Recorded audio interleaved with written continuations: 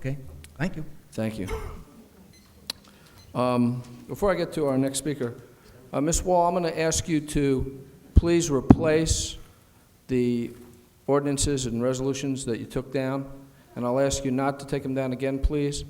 We have them here in a book form that you can see them if you'd like to sit down. Lou Klemowitz. Jane Tousman.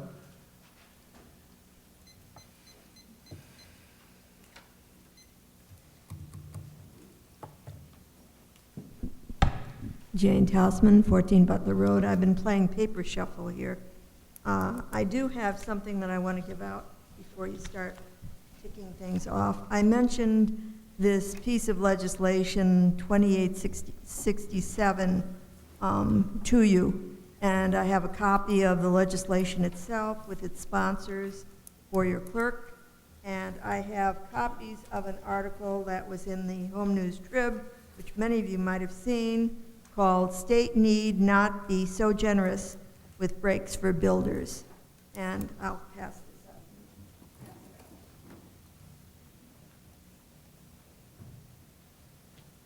Thank you, ma'am. Thank you, ma'am.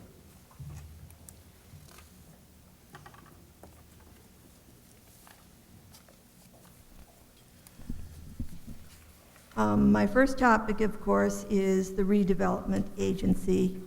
Inasmuch as I realize that there are many, many attorneys in the state of New Jersey, I still feel that the attorney that I have spoken about and the problems that can occur with this, who is very well known in land use and who's out of Princeton, who talks about the fact that there is a problem with bidding, a problem with scope, and a problem with even condemnation. But more importantly for the taxpayers of Edison, you also have problems with tax abatements and with bonding. And so I feel that this extra layer of bureaucracy is not needed. And I hope that many of you will reconsider your decision about putting it in, because I really think it's bad news for all of us. There are many sites in Edison that are being contemplated for redevelopment, and I don't know if you knew about them, but I'm going to throw out some of them anyway, and let's see where we go. Here are 12 of them. First, there's Harts, which you all know about, Revlon, which you all know about, and Kilmer Transit Village, which I'm sure you all know about. But Meadow Road is also up for redevelopment. Wood Avenue, Transit Village, Raritan Center Seaport is under consideration. The Dreyfus property, which is on Park Avenue, is also a possible redevelopment. Jackson Avenue, which we had the other night, and also Amboy Avenue.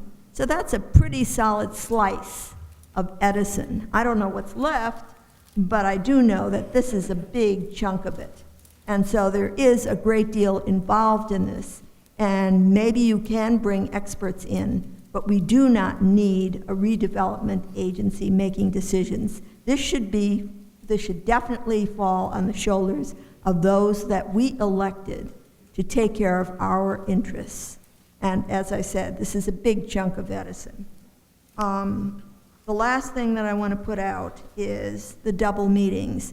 I heard your discussion about things that you want to talk about and have a committee about, and concerning our decorum and our meetings. Well, we have 4 double meetings that are scheduled for fall, and I really feel that that is much.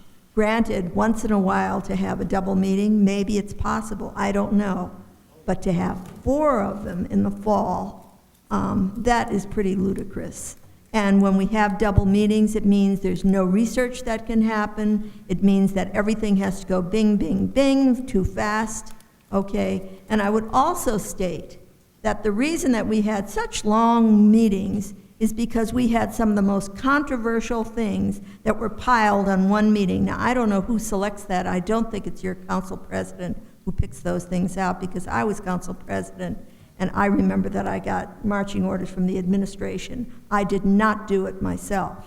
So basically, if you take things like police chiefs and budgets and you put them into one meeting and you have long meetings, it's easy to understand why we run so over time, because these are very, very controversial issues.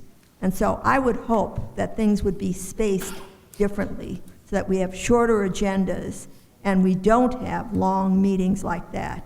And also, if you really feel 11 o'clock is an appropriate time to end our meeting, fine, then enact an ordinance and we'll live with it, because basically the planning board and the zoning board do not accept extra testimony after 11 o'clock. So if you feel, and I understand that all of you have jobs and everything, that a certain time is appropriate, then go with it.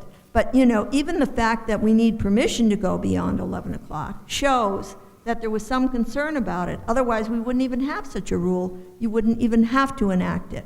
So if it's 11:30 or 12 o'clock or whatever you pick out, fine. But do it in advance, because I think you rub people the wrong way when you just throw it at them. We all feel like we're left out there hanging with something we'd like to say and we can't. So I hope you'll take that into consideration. Thank you. Thank you, Ms. Tousman.